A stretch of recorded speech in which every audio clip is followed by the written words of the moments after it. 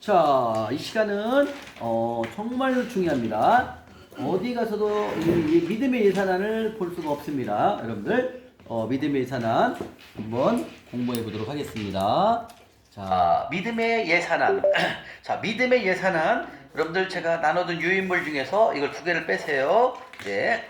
자, 믿음의 예산안이라고 나왔네요. 오메. 뭐가 나왔슈? 그렇죠. 믿음. 믿음의 예산안. 이게 흔들려서 글씨를 못 씁니다. 원래 못 씁니다, 글씨를. 자, 뭐가 나왔어요? 믿음. 오메 나왔네. 믿음 뭐라고 그랬어요? 말씀 듣고 순종. 그죠? 그럼 뭐가 나옵니까? 그렇죠. 주님이 하실 일은 뭐예요?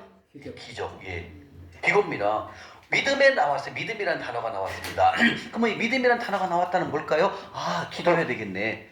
기도해야 되겠네. 믿음 딱 나오면 내 뜻대로 하는 게 아니라 하나님 말씀에 순종해야 되니까 기도를 먼저 하시는 게 1순위예요. 자, 그러면 믿음의 예산안이란, 잘 들으세요. 믿음의 예산안이란 수입이 불규칙하거나 수입이 없거나 상관없어요. 주님께 기도하고 함께 세우는 것. 이게 믿음의 예산안이에요. 다시 한번. 믿음의 예산안이란 수입이 불규칙하거나 수입이 없는 것과 상관없이 주님과 함께 기도하면서 세우는 것. 이걸 바로 믿음의 예산안이라고 합니다. 자, 믿음이 단어가 나왔기 때문에 믿음은 바로 주님의 말씀을 듣고 순종하면서 기도하면서 예산안을 짠다, 그 뜻입니다. 자, 그러면 이 믿음의 예산안이라는 것은 뭐냐면 일반적으로, 자, 여러분들이 일반적으로 작성하는 가계부가 아니에요. 이 믿음의 예산안은 하나님과 함께 기도하면서 작성하는 것. 믿음의 예산안을 하나님과 함께 기도하면서 작성하는 예산안을 말합니다. 이게 믿음의 예산안. 자, 그럼 믿음의 예산안은 뭘까요? 조금 전에 수입이 불규칙하거나 수입이 없거나 상관없이 주님께 기도하면서 믿음의 예산안을 짜는 걸 말하는 거예요. 자, 그럼 이 뜻은 뭐냐면, 자, 우리가 수입이 없어도 한 달을 살아가야 되잖아요. 그죠? 여러분들 지금 이제 조금 광야에 있다고 생각하시면 수입이 불규칙할 수도 있잖아요. 그죠? 그런데 내가 한 달은 살아가야 돼요? 안 살아가야 돼요? 살아가야 되잖아요. 그죠? 그래서 수입이 있거나 없거나 수입이 불규칙하더라도 이 예산안을 짜야 된다, 그런 뜻입니다. 그러면 이 예산안을 짜면, 이 예산안을 세우게 되면 어떤 일이 생기냐면 이거예요. 예를 들면 내가 이번 달에, 이제 지난달에 빗대어 생각을 해야 되겠죠. 지난달에 내가 200을 벌었어. 그러면 200을 가지고 예산안을 짜는 거예요. 지난달 기준으로 해서 한번 짜보는 거죠. 그러면은 내가 이제 지난달 기준으로 기도했더니 지난달 기준으로 일단 주님께서 하라는 마음을 주셔서 200 갖고 짰어요. 그런데 이 200 갖고 예산안을 짰더니 4월 달에 하나님이 주시는, 마지막에 가서 하나님께서 공급하신 것을 더해보면은 3, 400, 500이 가 있어요. 이게 믿음의 예산안을 짜면 하나님이 공급하심을 알게 된다, 그런 뜻이에요. 자, 그러면 이 예산안을 세우기 전에 뭘 해야 되냐면 기도를 해야 돼요. 왜? 이거 믿음이니까. 하나님한테 여쭤봐야 되잖아요. 믿음이니까요. 자, 하나님께, 다시 말하면 믿음의 예산안을 세우기 전에 기도를 해야 합니다. 첫 번째, 하나님만이 내 모든 것의 소유주이십니다. 두 번째, 나의 공급자는 하나님이십니다. 1번, 하나님만이 내 모든 것의 소유주이십니다. 이렇게 기도하시고, 두 번째는 나의 공급자는 주님이십니다. 세 번째는 먼저 하나님께 기도하고 주님한테 기도를 하는 거죠. 그리고 예산안을 작성하도록 마음을 정돈합니다. 다시 말하면 주님, 내 모든 것의 소유주는 주님이십니다. 나의 공급자는 주님이십니다. 주님, 4월달 믿음의 예산안을 짜려고 합니다. 라고 주님한테 묵상합니다. 기도를 하는 거예요. 그리고 네 번째, 하나님, 무엇을 넣고 무엇을 빼야 하는지 말씀해 주시고 확인해 주십시오. 제가 순종하겠습니다. 네 번째, 하나님, 무엇을 넣고 무엇을 빼야 하는지 말씀해 주시고 확인해 주십시오.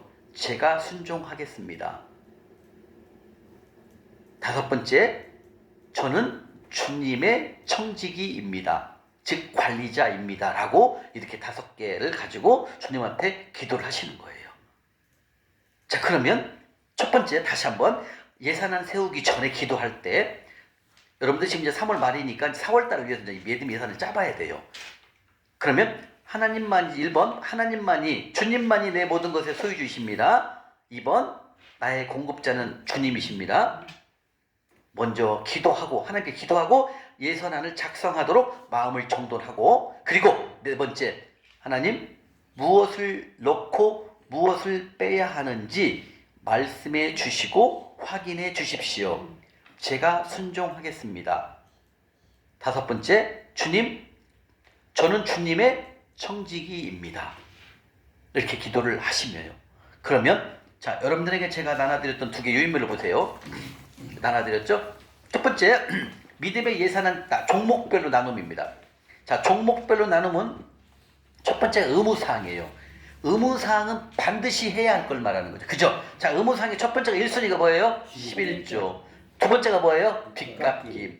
세 번째가 공과금. 그렇죠. 공과금 안 내면 큰일 나잖아요. 그죠? 그다음 네 번째가 뭐예요? 세금 밀리면 안 되잖아요. 그죠? 그 다음에 부모님 용돈까지 포함이 됩니다. 근데 이제 빚 갚을 때는 부모님 용돈을 조금 줄여도 괜찮아요. 예, 다른 게 들어가야 되니까. 이게 의무사항 1번입니다. 그 다음에 2번, 옆에 가면 필요사항이죠? 자, 필요사항은 우리가 꼭 필요사항 뭐예요? 필요사항은 뭐예요? 내가 조금 줄일 수가 있어요. 다시 말하면 감사원금도 필요사항에 들어갑니다. 그 다음에 2번 생필품이죠. 자, 생필품은 뭐예요? 내가 조금 안 써도 괜찮죠? 맛있는 고구마 탄냄새가 납니다. 예, 아주 맛있어요, 타야. 자, 생필품은 내가 조금 절약할 수 있어요, 없어요? 필요는 하지만 내가 절약할 수 있어요. 그죠? 맞죠? 고구마 3개 먹을 거 2개만 먹어도 되고요. 그죠? 소세지 먹을 거 하나만 먹어도 돼요. 그 다음에 고기, 우리 당연히 안 먹지만, 고기 안 먹지만, 예를 들면 생선을 살 때 많이 먹던 거 좀 줄일 수 있어요. 이런 거 생필품 뭐예요? 줄일 수가 있다는 거죠. 그 다음에 교통비 마찬가지입니다. 택시 탈 걸 택시 안 타고 지하철을 타거나 대중교통을 이용할 수가 있다 이거죠. 이해 가십니까? 그 다음에 교육비. 이제 그건 본인이 알아서 하시면 돼요. 교육은 애들 가르치는 거니까. 그 다음에 내 개인 용돈을 줄일 수 있어요? 없어요? 있어요. 그 다음에 저축. 여러분들 저축은 1%를 무조건 해야 돼. 빚이 있더라도 저축은 무조건 1%는 해야 돼요. 뭔 말인지 아세요? 이거 설명해 드릴게요. 좀 이따가요. 자, 그 다음에 3번째. 옆에 보면 뭐예요? 심고 거둠이죠. 심고 거둠. 자, 이 심고 거둠은 우리 배웠죠? 첫 번째, 가난한 자 섬기기. 두 번째, 성빈 섬기기. 그죠? 선교사님, 목사님. 그 다음에 3번째, 교회 건축원금, 성전 건축원금. 이 3가지는 뭐예요? 봉헌물. 그리고 이것은 봉헌물을 다른 말로 뭐라고요? 11조의 또 다른 11조. 그렇죠. 이 심고 거둠은 절대로 줄이면 안 됩니다. 3번째까지 됐죠. 그다음 옆에 가볼게요. 요망사항. 요망사항은 뭐래요? 여러분들이 필요한 것, 갖고 싶은 걸 말하는 거죠. 저는 이제 TV는 없었지요. 고시원이니까. 뭐 자동차, 아니면 집, 아니면 전세, 월세, 그 다음에 뭐 여행, 그 다음에 뭐 냉장고, 이런 것들은 여러분들이 적으시면 되는 거예요. 이해 가시죠? 자, 그 다음에 이제 이 믿음의 예산안을 종목별로 나눴습니다. 자, 조금 전에 우리가 그랬죠. 믿음의 예산안 세우기 전에 기도할 것 중에서 4번째가 있어요. 4번째가 뭐예요? 하나님 무엇을 넣고 무엇을 빼야 하는지. 그게 이 말이에요, 이거. 넣고 빼는 것은 이 말이에요. 이거 지금 보여준 거 이거 말하는 거예요. 믿음의 예산은 종목별 나눔을 무엇을 넣고 무엇을 빼야 할지 그 얘기를 말씀하시는 겁니다. 자, 그러면 믿음의 예산안 작성 방법. 네. 자, 믿음의 예산안 작성 방법을 알려드릴게요. 첫 번째, 믿음의 예산안, 바로 믿음은 하나님께 기도를 하면서 작성을 하는 걸 말하는 것입니다. 다시 말해 기도하면서 하나님께 물어보고 그리고 작성하는 게 바로 믿음의 예산안이죠. 그러면은 믿음의 예산안 작성 방법은 첫 번째, 하나님께 기도하기. 1번. 두 번째, 첫 번째가 믿음의 예산안 작성 방법은 하나님께 기도하기 배웠어요. 그 다음 두 번째, 예상 소득이 아니라 실제 소득 기준으로 믿음의 예산안을 작성할 것. 예상 소득이 아니라 실제 소득 기준으로 믿음의 예산을 작성할 것. 그 다음에 세 번째는 각 사항에 따른 세부 항목을 설정할 것. 이걸 이제 설정을 해야 돼요. 이제 설정을 걸 알려드릴게요. 각 사항에 따른 세부 항목을 설정할 것. 그 다음 4번째는 수입을 분배할 것. 수입을 분배를 해야 돼요. 어떻게 얼마를 넣고 얼마를 빼고 할 것을 이제 분배를 하는 것입니다. 자, 이렇게 해서 믿음의 예산안 작성 방법 4가지 예를 말씀드렸고요. 자, 그러면 믿음의 예산안을 세워 실천하게 되면 어떤 일이 생기는지 알려드릴게요. 여러분들이 믿음의 예산안을 세워갖고 4월 달에, 이번 달에 한번 30일까지 세워봐요. 자, 예를 들면 이렇게 세우는 거죠. 우리 이제 박 집사님이 이번 달 한 달 동안 통계를 내본 거예요, 집사님이. 이번 달 내가 한 달 딱 보면은 얼마 수익 냈다는 걸 대충 알잖아요. 그럼 예를 들면 300이야. 그럼 300 가지고 다음 달을 짜면 돼요. 주님한테 기도를 하게 되면 주님이 그래, 네가 지난달에 벌은 소득을 기준으로 한번 짜봐라 그럴 거예요. 마음을 딱 주실 거예요. 그러면 지난달에 300을 갖고 짜는 거예요. 그럼 300이면 짤 때 이제 어떻게 짜냐면 이제 짜는 방법을 알려드릴게요. 이렇게 해서 지난달 기준으로, 소득 기준으로 짜면은 제일 무난해요. 그러면 내가 지난달에 예를 들면 300을 벌었어. 그러면 300 갖고 짜거든요. 근데 3월 말일 날 짜면 4월 1일부터 시작이 되잖아요. 그러면 4월 말일 날 가잖아요. 그러면은 여러분들 지금 하늘 통장에 하나님이 주신 거 다 기재하잖아요. 이제 내가 하나님 나라에 심는 거 적고 하나님이 주신 거 출금 다 적잖아요. 입출금을. 그러면 4월 말에 가서 보게 되면 여러분들이 지난달에는 수입이 300이었잖아요. 그럼 이번 달에는 4월 말에 가면은 300이 아니에요. 훨씬 많이 들어와 있어요. 공급이 많이 들어와 있다 이거죠. 그러면 이거 믿음 예산을 짜보면 내 계획은 지난달 기준으로 300이었지만 이번 달에는 수입이 말일날 가서 계산을 해보면 어디서든 엑스트라 머니가 들어와 있어요. 그래가지고 수익이 더 많아져 있어요. 딱 짜보면은. 그래서 이걸 짜고 이 믿음 예산을 짜게 되면 하나님이 공급하심을 여러분들 맵죠 눈? 괜찮아요? 하나님이 공급하심을 경험할 수 있어요. 이해가십니까? 예. 그러면 첫 번째 믿음의 예산안을 세워 실천을 하게 되면 1번 믿음의 예산안을 세워서 실천하게 되면 첫 번째 뭐가 있냐면 하나님이 공급하심을 경험하게 돼요. 하나님이 공급하심을 경험하게 되고요. 다시 말하면 믿음의 예산안을 세워 실천을 하게 되면 1번 하나님이 공급하심을 경험하게 돼요. 알게 돼요. 두 번째 빚지는 삶이 없어집니다. 왜? 예산대로 살아가니까 빚지질 않아요. 두 번째 빚지는 삶이 없어집니다. 세 번째 뭐냐면 항상 넘치는 삶을 살게 돼요. 왜? 내가 예산을 짠 건 300이지만 월말에 가서 하나님이 주신 걸 보게 되면 내가 생각했던 것보다 훨씬 많은 재물들이 들어있다는 거예요. 그래서 뭐예요? 넘치는 삶을 살게 된다는 거예요. 이걸 기독적으로 따라보면 네 번째 심고 거듭의 삶을 통해서 성부의 삶으로 서서히 믿음의 사람으로 바뀌게 됩니다. 네 번째 심고 거듭의 삶을 통해서 바로 성부의 삶으로 변경이 되면서 성부의 삶으로 바뀌면서 믿음의 사람으로 주님 말씀에 순종하는 그런 사람으로 이 예산을 통해서 재물을 다룰 수가 있어요. 이런 일들이 일어나게 됩니다. 한마디로 말씀드리면 믿음의 예산을 세워서 짜서 한번 실행을 해보면 내가 생각하는 것은 이번 달에 도저히 300밖에 못 벌어요. 근데 월말에 가서 계산해보면 300이 아니라 그 이상의 것이 공급이 다 되어 있어요. 희한하게. 그래서 이것을 짜보면 여러분들이 하나님이 우리에게 나에게 공급하심을 경험하게 돼요. 깨닫게 돼요.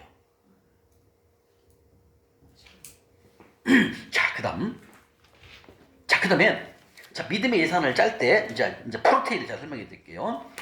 자, 이 믿음의 예산을 짜게 되면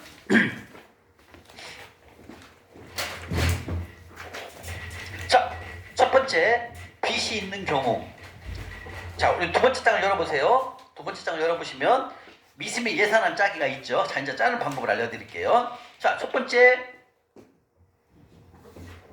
빚이 있는 거고, 두 번째 여기는 빚이 없는 경우. 자, 빚이 있는 경우부터 한번 짜보겠습니다. 자, 빚이 있는 경우 종이를 보시면 나오죠. 이거 보시고. 자, 첫 번째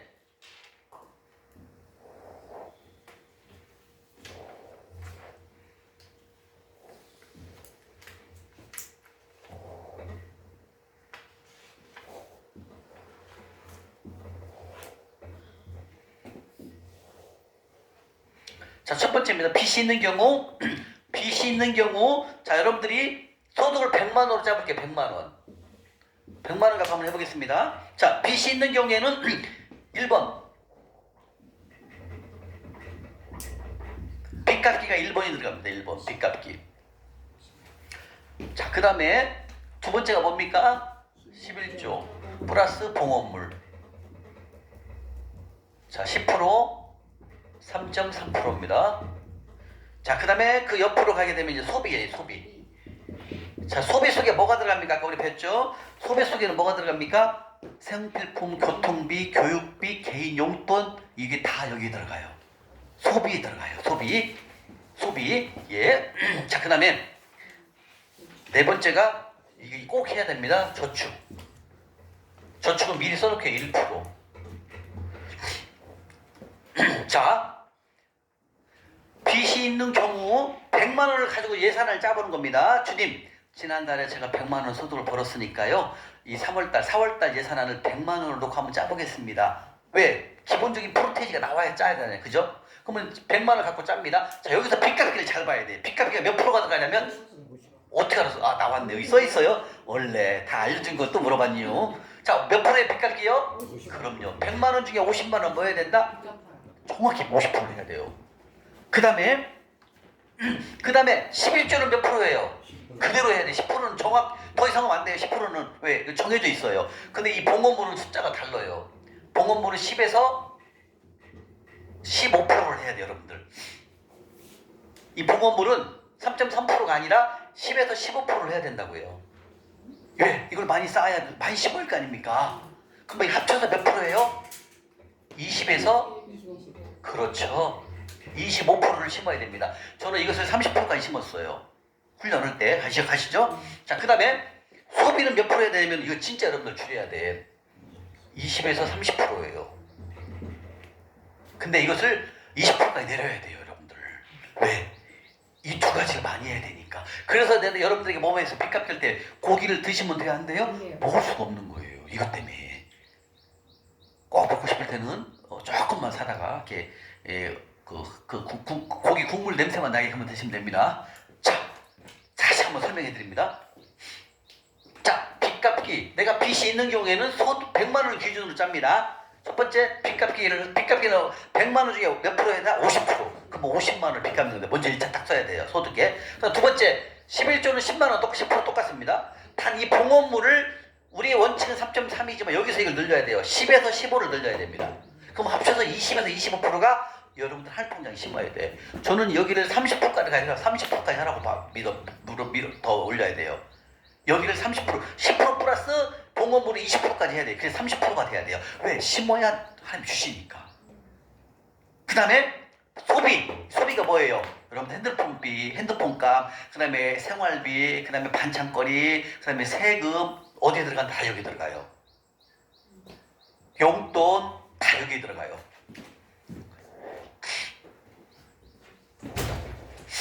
자, 그 다음에 이 저축을 말씀드립니다. 이 저축은 1% 무조건 해야 돼. 2%, 1%. 자, 저축 1%는 뭐냐면 저는 어떻게 했냐면 저축을 이렇게 소득이 들을 때마다 이렇게 조그마한 이렇게 지갑 같은 데다가 이렇게 10,000원, 20,000원 이렇게 넣어놨어요. 그렇게 좀 넣어놨더니 몇만 원이 됐는데 전화가 왔지. 친구 아버지가 돌아가셨대. 그거 돈 갖고 쓴 거예요. 왜? 여기 뺄 데가 없잖아요, 지금. 그죠? 근데 이걸 해놨잖아요. 1%씩 넣어놨잖아요. 좀씩 10,000원씩, 20,000원씩. 그래가지고 그 친구 아버지 상당했을 때 이거 갖고 갔어요. 찾아갖고. 이해가죠? 예, 그래서 여러분들이 이 저축은 꼭 해놔야 돼요. 왜? 또 예를 들면 우리 집사님 아들이 친구 아들을 여운다 하잖아요. 뭐 가야 되잖아요. 그럼 어디서 뺄 거예요? 뺄 데가 없다니까요. 이게 다 들어가기 때문에 여기서 빼야 된다. 여기서 저축을 해놓은 거 있잖아요. 1%씩 넣어놓은 거 좀씩. 이것은 여러분들 따로 이렇게 봉투를 빼갖고 은행에다 넣으면 번거로울 수 있으니까 그냥 봉투를 빼갖고 여러분들 옷 밑에다 이렇게 넣어놓으세요. 침대 밑에다가 갖고 10,000원씩 벌 때마다 넣어놓으세요. 그러면 분명히 경조사가 생길 때 있어요. 그럼 그거 갖고 가시면 돼요. 이해가시죠? 그래서 저축은 몇 프로 한다? 1%는 꼭 해야 돼요. 300만 원 벌면은 3만 원은 해야 돼요. 다시 한번 정리합니다. 빚이 있는 경우에 100만 원 가지고 짜봅니다. 100만 원 중에서 첫 번째 빚 갚기가 몇 프로예요? 50%. 그럼 50만 원. 그 다음에 11조와 봉헌물은 하늘 통장에 심어야 되잖아요. 그죠? 그럼 심어야 되는데 몇 프로 해야 된다? 11조는 10%지만 봉헌물을 15에서 20까지 늘려야 돼요. 누구 오셨어요, 뒤에? 이해가시죠? 네. 이걸 좀 더 늘려야 돼요. 그리고 소비. 여러분들 소비는 최대한 줄여야 돼요. 이해가 되시죠? 예. 그 다음에 저축은 1% 정도는 꼭 하셔야 돼요.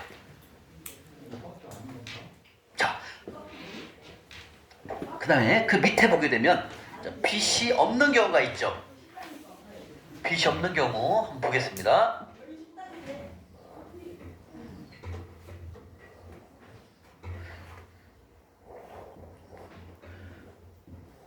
자, 우리 보세요. 빚이 없는 경우. 빚이 없는 경우 100만 원 한번 잡을게요. 100만 원. 자, 빚이 없는 경우요. 자, 빚이 없는 경우에는 네, 아주 좋습니다. 예, 소비가 50%예요. 와. 소비가 50%예요. 자, 그다음에 11조 플러스 봉헌물. 예. 자, 그럼 11조는 몇 프로에 그대로 되는 거 10%. 그죠? 그다음 봉헌물 예, 여기는 20% 정도.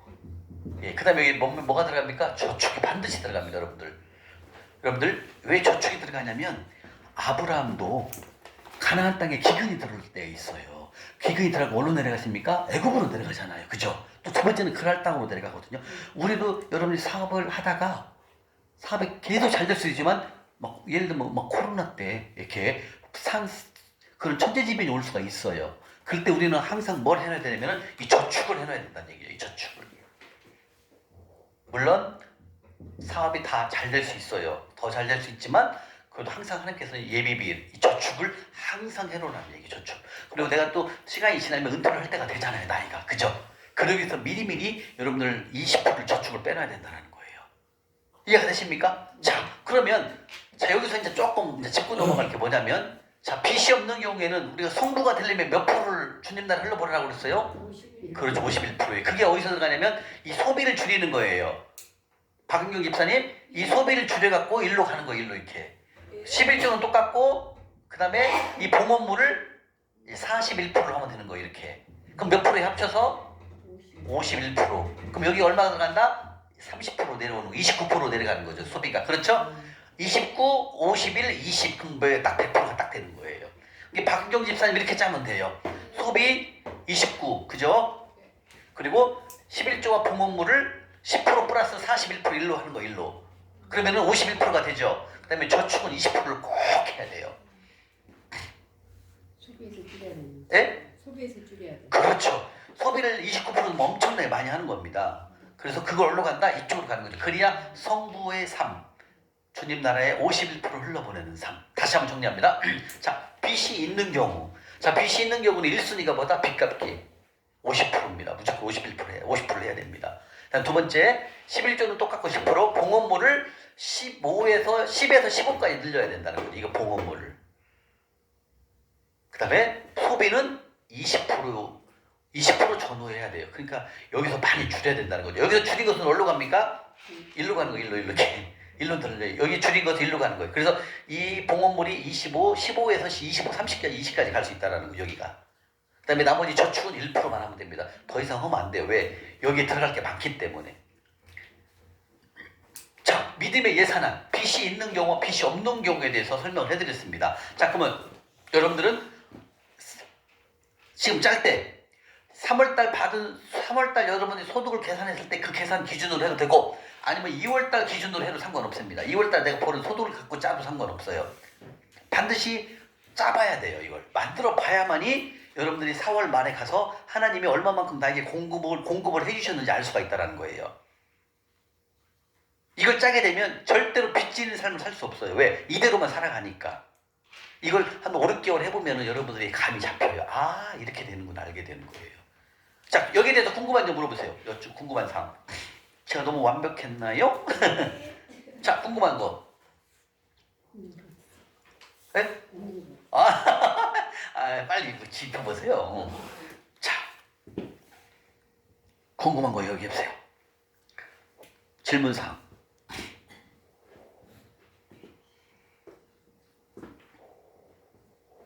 자, 다시 한번 점검합니다. 그 빚이 있는 경우는 첫 번째가 빚 갚기에 대해서 몰두를 하셔야 됩니다. 50%가 빚 갚기에 됩니다.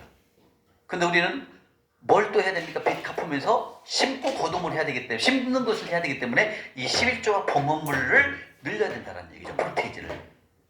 그리고 소비는 가능한 줄여야 됩니다. 그러니까 막 허튼 데에 돈을 쓸 수가 없어요. 그러니까 저는 이 훈련을 때 어디 거의 다이소만 갔어요. 다이소 가면 싸잖아요. 많이 살 수 있잖아요. 만 원 갖고 가면 다 삽니다. 예, 거기 가면 1,000원이면 1,000원짜리면 다 사더라고요. 필요한 거. 특별한 거나 2, 3천 원, 5천 원 가지만 이렇게 그렇게 내가 나갈 수 있는 소비를 줄인다는 거죠. 소비 이게 중요해요. 그 소비를 줄여서 어디로 가야 됩니까? 이쪽으로 가야 돼. 심는 대로 가야 돼. 심는 대로. 그 다음에 저축은 꼭 버는 대로 1%씩만 해놓으세요. 1%씩. 예, 1%씩. 그러면 애경사가 생겼을 때 그걸 가지고 활용할 수가 있어요. 그 다음에 이제 여러분들이 돌파가 돼서 이제 빚이 없는 경우가 되면 이제 그때는 바로 51%를 하나님 나라에 흘러보내면 됩니다. 그래서 소비를 20% 정도만 하고 11조와 봉헌물을 51% 이제 늘리는 거죠. 그럼 이제 성부의 삶을 살아가는 거죠. 늘 넘치는 삶을. 왜? 심는 게 많기 때문에 이때부터는. 그리고 저축은 20% 정도 꼭 해야 됩니다. 꼭 은행에다 저금을 해야 되고 은행에다가 꼭 저축을 꼭 이렇게 그냥 매일매일 넣는 그런 저축 통장이 있잖아요. 그런 데 이렇게 넣어놓는 거죠. 자, 빚이 있는 경우와 빚이 없는 경우에 대해서 설명을 해드렸습니다. 궁금한 점 없습니까? 자, 이렇게 여러분들이 이 믿음의 예산안을 짜보면 이 믿음의 예산을 짜고 4월달 한 달을 살아보잖아요. 그러면 하나님의 공급하심을 봐줘.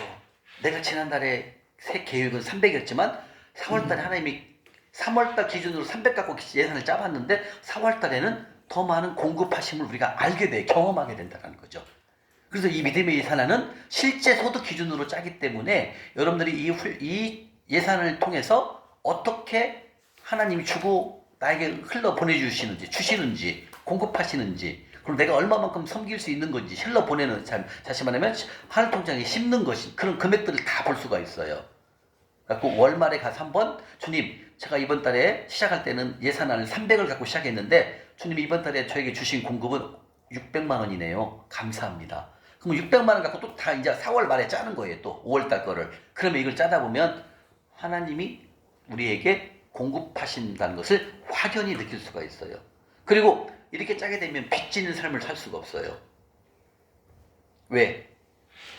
프로테이제로 살아가기 때문에 더 무리하게 행동을 하지 않는다는 거죠. 하나님 원칙대로 살아간다는 거죠. 그래서 바로 믿음의 예산안이란 주님께 기도하면서 주님께 여쭤보고 그리고 믿음의 예산을 한번 짜보는 거예요. 그러면 이 믿음의 예산을 통해서 주님께서 여러분들에게 많은 것들을 공급하심을 우리가 경험할 수 있게 됩니다. 아멘? 아멘. 이게 바로 믿음의 예산안. 하나님과 기도하면서 함께 작성하는 것. 이게 바로 믿음의 예산안입니다. 궁금한 점 없습니까?